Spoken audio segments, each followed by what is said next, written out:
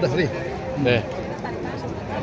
Pak, selamat atas promosinya tim Maluku United, Pak. Ya. Bapak ngelihat sepanjang perjalanan ini bagaimana, Pak, Maluku United ini, Pak? Memang saya kira dari awal itu kita jatuh bangun lah katakanlah begitu, terutama saudara bisa lihat sendiri ketika kita menggunakan 2 pemain asing, hanya jalan beberapa waktu kita lepas lagi, dan kemudian kita ambil 2 pemain asing yang baru, saya sama Bekasi.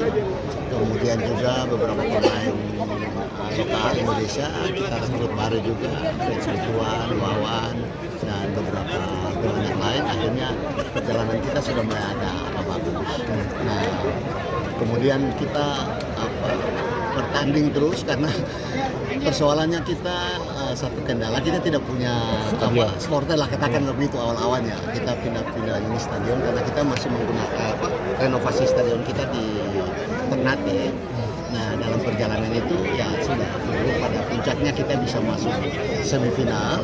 Nah, ketika semifinal kita mengarahkan seluruh masyarakat Maluku Utara dan Maluku dan simpatisan untuk coba hadir di stadion sini untuk memberi dukungan. Dan akhirnya ketika semifinal kita memang tidak berhasil untuk langsung mencari juara 1, tetapi perjuangan itu cukup berat melawan Persiraja sehingga ada insiden-insiden yang sebenarnya juga tidak kita inginkan, tapi ya begitulah karena supporter ini ulah mereka masing-masing, kadang-kadang kita juga tidak bisa kontrol mereka, tapi sudah melewati persoalan itu semua, akhirnya ya kita bersyukur bahwa perjuangan berat kita itu bisa tercapai. Memang saya sudah wanti-wanti dengan teman-teman, kalaupun kita belum berhasil, ini kan kita baru mulai langsung di Liga 2 ya, tapi karena memang teman-teman punya tekad bisa Pak, kita harus fight untuk langsung kenapa musim ini, karena potensi pemain yang ada juga cukup mumpuni, kenapa kita harus ragu-ragu. Nah, sudah akhirnya terjawab sudah perjuangan kita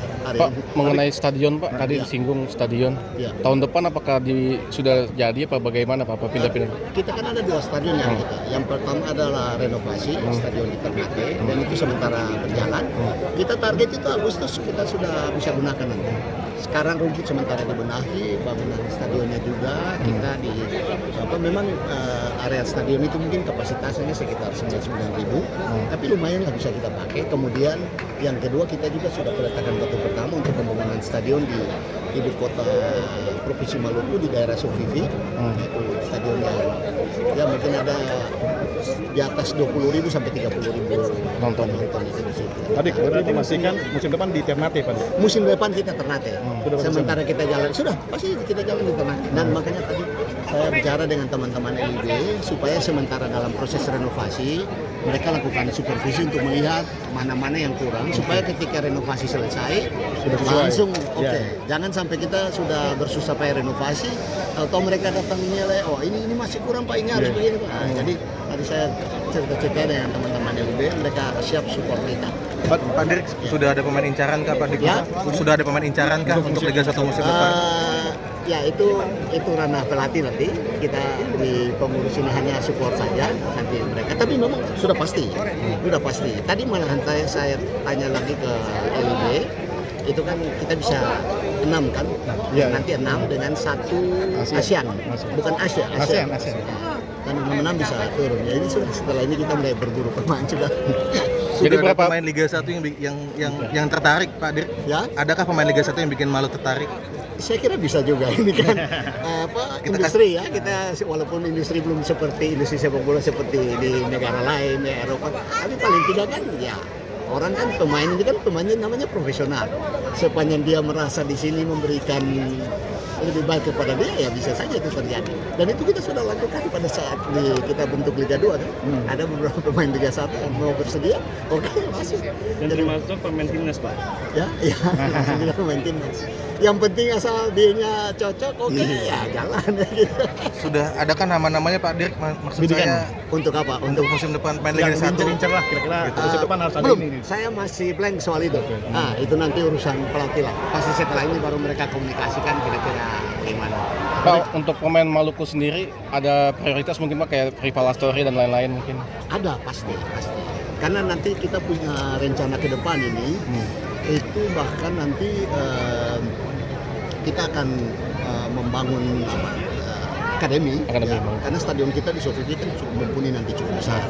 Bahkan cita-cita, ya saya ini secara formal aja sebagai pemilik badan usaha yang mengelola klub, tapi kan penyandang dananya kan beliau itu sudah bersedia untuk merekrut nanti 4 orang Betul. yang akan diberangkatkan ke Eropa. Sementara kita cari negara mana yang pas cocok, apa Inggris, Spanyol, Jerman dan sebagainya. Dan beliau punya cita-cita bukan untuk klub Maluku United, tapi mereka main di sana, kemudian silakan beliau sumbangkan untuk timnas.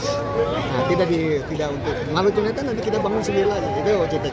Karena beliau ini sudah totalitas mempersembahkan dirinya untuk kegiatan sepak bola, kegiatan keagamaan dan sebagainya. Sedangkan bisnisnya diurus oleh anaknya. Tadi bisa dibilang udah berhasil promosi Liga 1 ya, meskipun baru dibentuk tapi langsung membuat ledakan promosi Liga 1. Iya. Ada bonus nggak nih buat anak-anak? Itu pasti. Jangankan di naik Liga 1, Iya. setiap bertanding kalah pun diberikan bonus. Iya, karena beliau supaya pemain itu tetap semangat dan beliau menghargai mereka punya perjuangan. Itu kuncinya di situ, sehingga anak-anak itu fight terus setiap saat. Jadi bonus itu bukan menang saja, draw bahkan kalah pun beri. Kasih. Ya, memang tentunya variasi. Ini kan promosi berapa Pak? Saya nggak tahu. Pak Dir, sudah ada gambaran target musim depan Maluku gimana Pak? Mau berani tembus ke playoff kah? 4 besar atau gimana? Ya, kita Kalau pasti anak-anak semua pasti punya cita-cita ke sana. Dan ini beliau ini kan sangat. Coba teman-teman lihat semua, adakah pemilik klub besar yang menyandang dana itu turun di bench seperti beliau? Nggak ada kan? Ini dengan celana pendek turun di bench sama-sama jadi manajer langsung. Saya kan bilang, Pak, nggak usah lah nanti dengan saya dulu. Dana, ini kan hobi saya. Dia ini memang pemain bulu tangkis, tapi hobinya sepak bola. Jadi gitu, sekarang sudah beralih ke sepak bola. Tadi